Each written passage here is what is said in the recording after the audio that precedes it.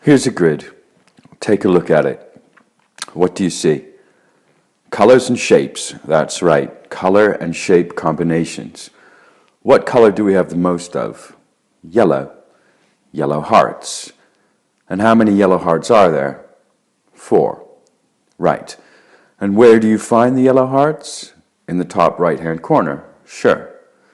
Now, how many different colors are there? There are 5. If I said that this grid was made up of pairs, would you agree? Yes, you can see that. There are 2 of everything, except hearts. There are 2 pairs of yellow hearts, where there is 1 pair of everything else. Okay, now, not counting yellow, what colors are the same when the boxes touch each other? Dark blue, purple suns, right? And where do you find them? In the bottom left. Sure. Okay, what else? Light blue airplanes. Correct. And where are they? In the second column. Great. Here's the same grid, with only the color shape combinations that touch. Let's look at the colors that are the same and touch. Now, let's bring all the colors back and add some numbers so we can identify the boxes. Numbers 1 to 3 run down the side, and numbers 1 to 4 run across the top. It's a Cartesian grid. Now, I can give you a pair of coordinates, and you can tell me what's in the box. If I asked you what's in the box with the coordinates 1, 3, you will either say it's a yellow heart, or you'll say it's a blue purple sun. It depends on whether you read across the top first, horizontal, or down the side first, vertical. We're going to read across the top, horizontal first, and then down the side, vertical. That means that 1, 3 is a blue sun. Can you give me the coordinate of the other blue sun? I hope you said 2, 3. Right, and what are the coordinates of all the yellow boxes? 3, 1, 3, 2, 4, 1, 4, 2. And the blue airplanes? 2, 1, and 2, 2. Okay, so what's the same as 1, 1? 3, 3, right. Hold up the index finger of both your hands, that's 1, 1. Now hold up 3 fingers on each hand, that's 3, 3. 1, 1, 3, 3. 1, 1 is the same as 3, 3. Okay, we're almost done. What's left? 1, 2, correct. What's the same as 1, 2? 4, 3. Yep. That's the one people get wrong. They think the top left corner and the bottom right-hand corner are the same, but they're not. Why not? Because 1, 1 is the same as, exactly, 3, 3. Okay, now it's time for you to do it. What you have to do is draw this grid yourself. The best way to do it is to draw a rectangle with 3 lines down and 2 lines across. That will give you 12 boxes. Make sure you have 12 boxes. Okay. When you're ready, pause this movie and redraw the table yourself. Here's the thing, the colors don't matter and the shapes don't matter. Only the overall pattern matters. Did you get it? If you didn't get it, what did you get right? What did you get wrong? If you got it right, we go on. If you got it wrong, pause the movie and do it again until you get it right. It's important. It will serve you well. Okay, let's move on. We need to use this grid for something. First of all, it has a name. It's called the strong grid. I want you to draw another empty grid. You remember it looks like this. Okay, remember the hearts in the top right-hand corner. Forget hearts. 3, 1 is the letter E. If 3, 1 is E, what else is E? Right, 3, 2, 4, 1, 4, 2.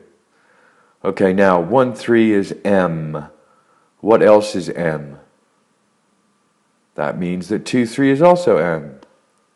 2, 1 is S. What else is S? 2, 2 is also S. Now, 1, 1. 1, 1 is R. If 1, 1 is R, what else is R? Sure, 3, 3. Which only leaves 1, 2, and 4, 3. And they're both N. And the finished grid looks like this. That's the strong grid. You can pause now and see if you can write it out yourself without looking. Test yourself. Do it until you can do it without looking. Okay, now we're going to apply the strong grid to the German word the. There are 5 different variations of the in German. We will take this grid and I'll tell you that every box has a word that's 3 letters long. Every word starts with the letter D. Every word ends with the letter from the strong grid. And every middle letter is a vowel. You have to draw this yourself. Can you complete the grid? Pause time. It should look like this. The vowels you need to add are either A, E, or I. Now, you've done some German before, right? So what do you think column 1 is? We have der, den, and dame. It's masculine. Column 2, das, dame. It's neuter. Column 3, die, der. Feminine. Column 4, den. It's plural. So that's cool. We know what the columns are. Now we need to know what the rows are. Okay? Look, here's a sentence. The man gives the dog the bone. Can you tell me, what is the subject of the sentence? The subject is the thing that's causing the action to happen. The man gives the dog the bone. The subject is the man. That's row 1. Row 1 is the subject. If the man is the subject of the sentence, then he comes from row 1, column 1, because man is masculine in German. Of course he is. Right. What's the opposite of a subject? In grammar, it's called the object. Row 2 and row 3 are both objects. Row 2 is the verb what object. The man gives what to the dog? The bone. The bone is row 2. The man gives the dog the bone. Great. Now, row 3. Row 3 is the verb to whom or for whom object. The man gives to whom? To the dog. The dog is row 3. The man gives the dog the bone. So, we know the sentence by now. The man gives the dog the bone. Okay, the verb is geben. Here it becomes gibt. So the sentence looks like this so far. What you need to do is, using only column 1 and all 3 rows, can you complete the sentence? Pause. Der Mann gibt dem Hund den Knochen. Okay, if you got that, you're probably pretty pleased. We better do another one. The woman sends the child the present. Pause. Here's the answer. Die Frau schickt dem Kind das Geschenk. And another example. The mechanic repairs the bicycles for the students. Pause. Der Mechaniker repariert den Schülern die Fahrräder.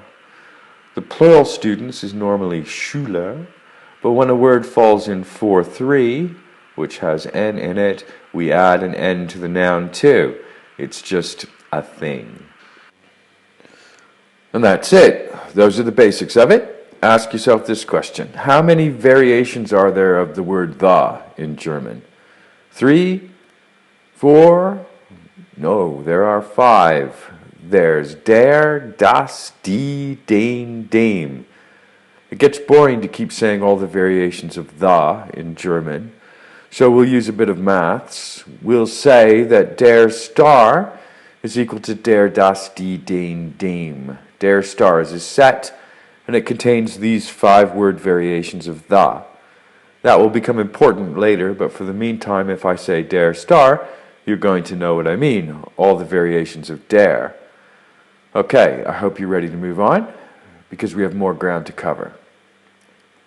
Here's a grid you've seen before, or have you? It's familiar, but it's not identical to the strong grid you've already seen. So, what is the difference? The difference is that in positions 1-1, 2-1, and 2-2, there is no letter. The box is empty. So, what does that mean? It means this is a new pattern we have to learn. Luckily, it's pretty easy, because it's a variation of what we've already seen. Pause the movie and copy out this grid and name it the mixed grid. Then come back and we'll see what it's good for. I mean, how we can use it. Welcome back. Here's an application of the mixed grid to the German word for a. The root word for a in German is ein. Every box has some variation of ein. Some are plain ein with no decoration. Others are decorated ein. If the box in the mixed grid is empty, then ein stays ein. That's in 1, 1, 2, 1, and 2, 2. Everywhere else, you have to decorate ein with the letter taken from the mixed grid. Consider column 4 for a minute. That's plural. Of course, there is no plural for a, but we need it later for words like kein, so we keep it in. Okay, let's see what kind of a difference this makes. A man gives a dog a bone. Here's our original sentence. A man gives a dog a bone. I've made it easier for you here. And what you have to do is write the sentence out and decorate the versions of ein properly according to the mixed grid. Again, we're going to only use column 1. Pause. Ein Mann gibt einem Hund einen Knochen. You should have got ein Mann gibt einem Hund einen Knochen. So let's do another one. The woman sends the child the present. Again, you fill in the appropriate versions of ein. Pause the movie and give it a try. The answer is, ein Mädchen schickt einem Kind ein Geschenk. Right. A mechanic repairs a bike for a female student. This one is a little different because we don't have plurals with ein, so now the sentence is, a mechanic repairs a bike for a female student, and we'll use Schülerin for female student. Pause the movie and give it a try. Ein Mechaniker repariert einer Schülerin ein Fahrrad. How did you do? Now, if you want to talk about all the variations of ein, here they are. Ein star is a set and it contains these 5-word variations of a. That will become important later, just as der star that we saw earlier will be important. For the meantime, if I say ein star, you're going to know what I mean. All the variations of ein. And that's it for this movie. I hope you've got something out of it. You could always watch it again. Before you move on to the second movie, make sure you know what the strong grid is and how it can be used to generate der star. Also, what the mixed grid is and how it can be used to generate ein star. When you're able to do that, you're ready to move on to the second movie. In the second movie, we look at adjectives and how these decorate depending on which article you're using. And we've done the whole thing without talking about accusative or dative, just like I promised.